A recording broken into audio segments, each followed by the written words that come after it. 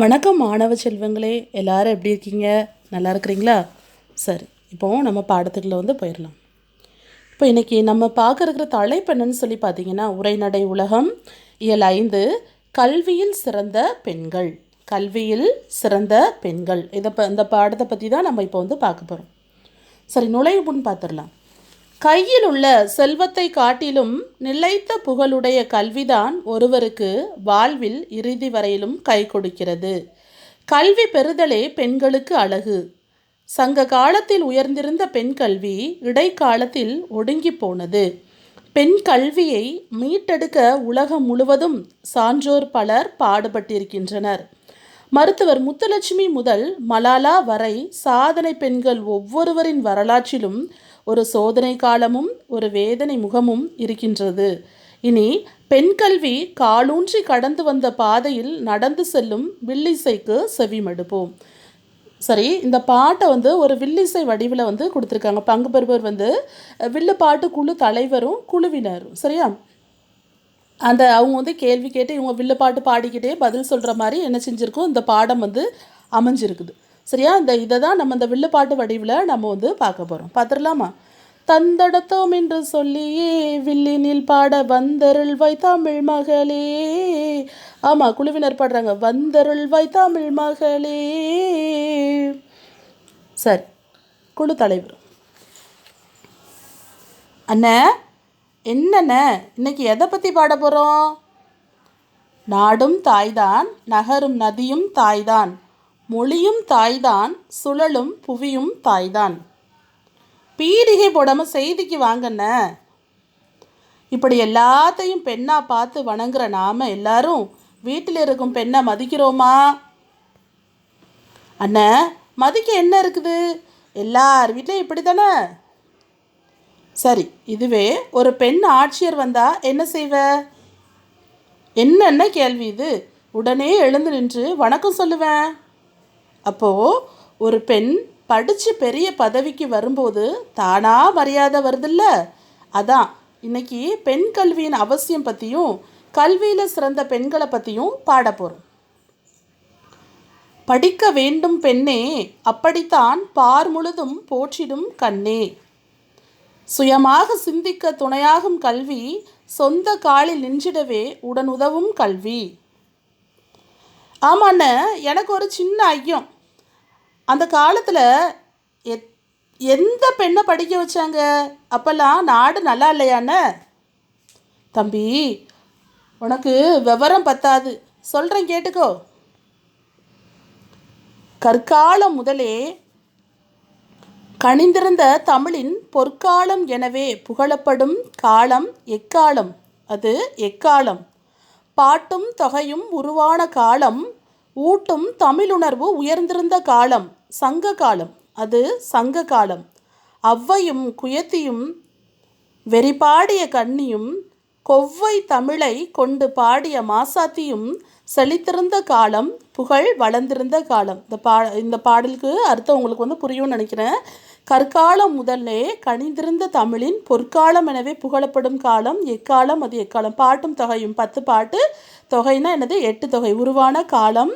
அது தமிழ் உயர்ந்திருந்த காலம், சங்க காலம் சொல்லி ஔவையார் குயத்தியார்லாம் பாடியிருக்கிறாங்க இல்லையா? அதை தான் இங்கே என்ன செஞ்சுருக்காங்க, பாட்டு பாடினதை இங்கே சொல்லியிருக்காங்க. கொவ்வை தமிழை கொண்டு பாடிய மாசாத்தியும் செழித்திருந்த காலம், புகழ் வளர்ந்திருந்த காலம்னு விளக்கம் சொல்லியிருக்காங்க. சங்ககால பெண்பா புலவர்கள் யாரெல்லாம்? ஔவையார், ஒக்கூர் மாசாத்தியார், ஆதிமந்தியார், வெண்ணி குயத்தியார், பொன்முடியார், அள்ளூர் நன்முல்லையார், நக்கண்ணையார், காக்கை பாடினியார், வெள்ளி வீதியார், காவற்பெண்டு, நப்பசலையார். இவங்களை பற்றி தான் இங்கே என்ன செஞ்சுருக்காங்க, சொல்லியிருக்காங்க. சங்க காலத்தில் பெண்பா புலவராக இருந்தவங்களுடைய பெயர்கள். ஓஹோ, சங்க காலத்தில் பெண்பார் புலவர் பலர் இருந்ததை சொல்கிறீங்களா அண்ணன்?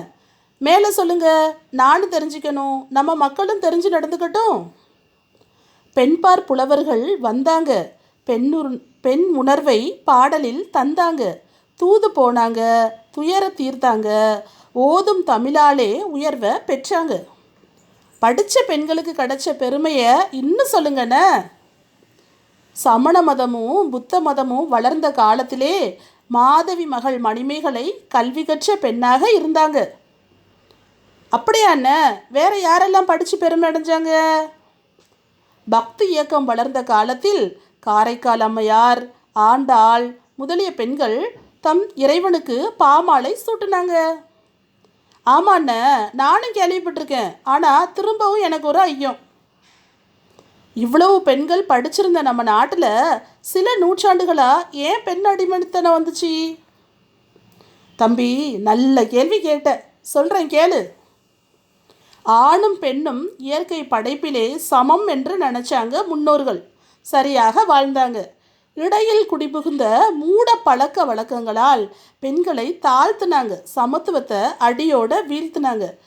அப்போது அந்த காலத்தில் சங்க காலத்திலே ஆணும் பெண்ணும் சமம்னு சொல்லி முன்னோர்கள் என்ன செஞ்சுருக்கிறாங்க, வாழ்ந்துருக்குறாங்க. இடையில் புகுந்த காலத்தில், அதாவது இந்த பாரதியார் பாரதிதாசனர் காலத்துலலாம் பார்த்திங்கன்னா பெண்களை தாழ்த்தி மூட பழக்க வழக்கங்கள் மேலோங்கி இருந்துச்சு. அதை பெண்களை தாழ்த்தினாங்க, சமத்துவத்தை அடியோட வீழ்த்தினாங்கன்னு சொல்லி அவர் சொல்கிறார். அது சரிண்ணே, இன்று பெண்கள் நல்லா படித்து உயர்ந்த பதவியெல்லாம் பெற்று நாட்டையே ஆளுறாங்க. இந்த நிலை எப்படின்னு வந்தது? அது ஒரு நூற்றாண்டு கால வரலாறு தம்பி. இந்த நிலையை அடைய அவங்க பட்ட பாடு சொல்லி முடியாது. அதைத்தான் கேட்குறேன், விரிவாக சொல்லுங்கண்ணே. அடுப்பூதும் பெண்ணுக்கு படிப்பதுக்கு என்று ஆணவமாக கேட்டவங்க மத்தியில் தமிழகத்தில் முதல் பெண் மருத்துவராய் சாதனை படைச்சாங்க முத்துலட்சுமி. ஆமாம், முத்துலட்சுமி. அடடா, என்ன அருமையான செய்தி. அவங்க வேற என்னெல்லாம் செய்தாங்கன்னு?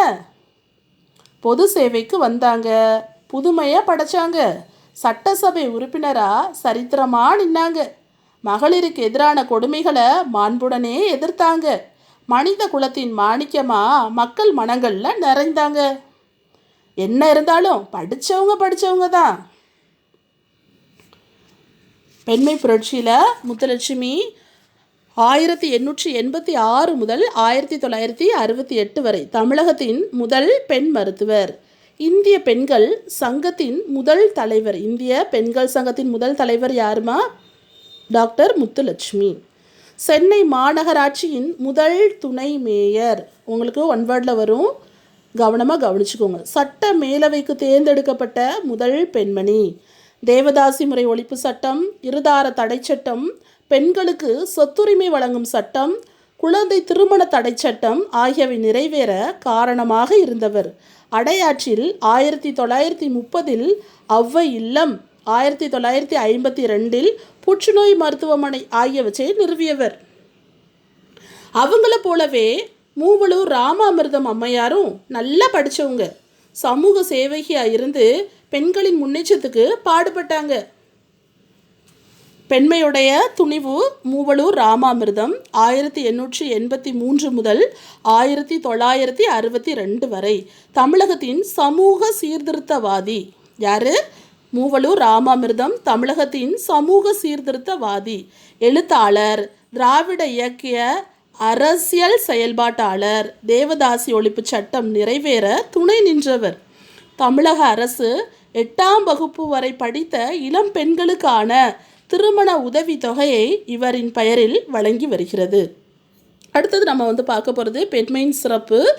ஐடா சோபியாஸ் கட்டர். இவங்க 1870 முதல் 1960 வரை. பெண்கள் மருத்துவராவதை மருத்துவ உலகமே விரும்பாத காலத்தில் தமிழகத்திற்கு மருத்துவராகி வேலூரில் இலவச மருத்துவம் அளித்தவங்க. சரி, இப்போ சங்க காலத்தில் பெண்கள், கல்வியில் சிறந்த பெண்கள் நம்ம பார்த்துட்டோம். இப்போ இதை முதல் பகுதி பார்த்துருக்கோம். இரண்டாவது பகுதி அடுத்த வகுப்பில் நம்ம பார்ப்போம். சரியாம்மா?